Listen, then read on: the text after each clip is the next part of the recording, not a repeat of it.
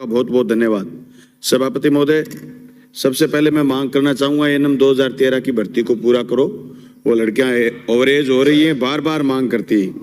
CHO की भर्ती भी नए सिरे से करी जाए ताकि वो नौजवान जिन्होंने बुरे वक्त में हमारा साथ दिया था, जनता का साथ दिया, तो उनका समाधान हो। सभापति महोदय, होम्योपैथी के डॉक्टरों की भी भर्ती को पूरा करा जाए। अभी सिर्फ 350 संख्या में वो लगे हुए।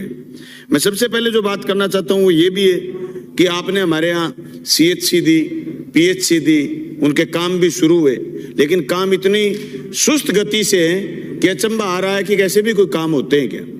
पीडब्ल्यूडी ने पिछली बार जो काम पिछले साल शुरू हुए अब की बार पूरे कर दिए, लोकार्पण चल रहा है। अभी मेरे रामगढ़ सीएचसी में, मुंसरी पीएचसी में, उप स्वास्थ्य केंद्र मौजाना में काम 2-2, 3-3, 4-4 महीने से ठेकेदार गायब है। सभापति महोदय, हम चाहते हैं कि एनआरएचएम का ये थोड़ा सा सिस्टम टाइट करा जाए और मंत्री महोदय इसको देखें। हमने पहले भी इस मामले को उठाया है और इनके काम में क्वालिटी भी अच्छी नहीं है। सभापति महोदय, पिछले बार शेरपुरा पीएचसी बनी हुई थी, 2-3 साल पहले बनी, जो पिछले बजट में 2018 के बजट में दी हुई थी, वो लटक गई। और गेहूं पीएचसी के अंदर तरेड़ आ गई बीच में, दीवारों के बीच में। और उसके बाद दीपलाना कोई आज से 7-8 साल पहले बनी हुई पीएचसी, वो नीचे लटक रही है। सभापति महोदय, मैं चाहता हूं कि काम में बढ़िया हो। हम चाहते हैं कि हेल्थ बिल पर चर्चा आज होनी चाहिए थी, क्योंकि हेल्थ बिल में जिस तरीके से तैयारी शुरू करी गई और विधानसभा शुरू हुई तो हेल्थ बिल की चर्चा हुई, प्रवर समिति की बैठकें भी हुई। मैं समझता हूं सरकार बहुत मजबूती के साथ इस बिल को लागू करे।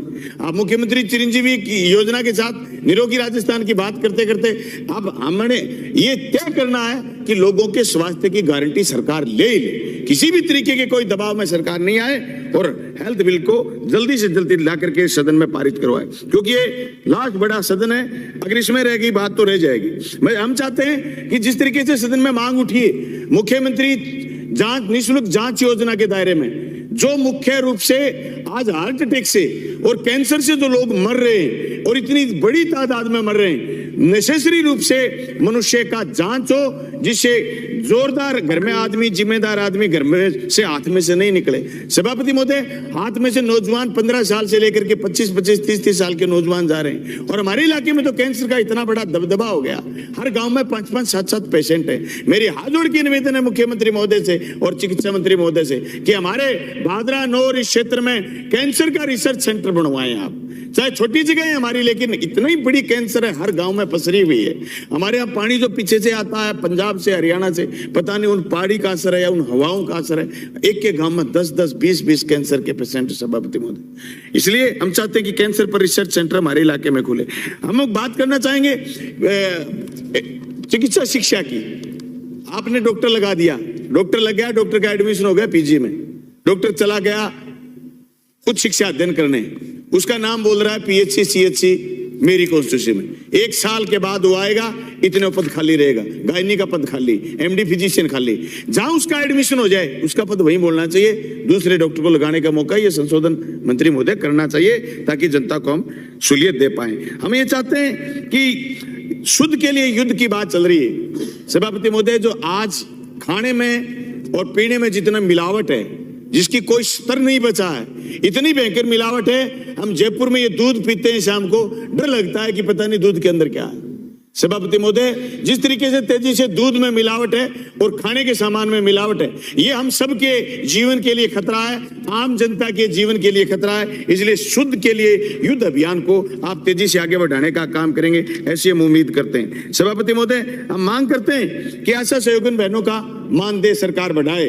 हम चाहते हैं कि डिलीवरी हॉस्पिटल में हो और हॉस्पिटल में, सरकारी हॉस्पिटल में हो, और डिलीवरी के समय ये धमकी नहीं मिले जच्चा को कि आपका तो सिर्फ ही सिर्फ एक इलाज बचा है, वो ऑपरेशन से डिलीवरी होगी। नॉर्मल डिलीवरी 80%, 90% नॉर्मल डिलीवरी होनी चाहिए, जबकि आज आंकड़े ये हैं 80%, 90% डिलीवरी ऑपरेशन से हो रही है। सभापति महोदय, मैं डॉक्टर लाइन का आदमी तो नहीं हूं, लेकिन हम महसूस करते हैं अगर प्राकृतिक बच्चा पैदा नहीं हो रहा है तो निश्चित तौर से दूसरी बीमारियों को महिला के लिए नोंदता आ रहा है। इसलिए सरकार इस बात पर गंभीरता से काम करे। सभापति महोदय, हम ये चाहते हैं कि हमारे भादरा शहर में आयुर्वेदिक हॉस्पिटल है उसको कर्मोन्नत करा जाए और भादरा में नर्सिंग कॉलेज खोला जाए और पीएचसी अजीतपुरा को सीएचसी में कर्मोन्नत करा जाए। एक मैं विधानसभा के सारे कर्मचारियों की एक मांग है वो रखना चाहूंगा। जयपुर विकास प्राधिकरण की राजस्थान विधानसभा सचिवालय समूह आवास योजना धावास अजमेर रोड जयपुर में प्राथमिक स्वास्थ्य केंद्र स्वीकृत करा जाए। ये ज्ञापन विधानसभा के कर्मचारी साथियों ने मुझे दिया था।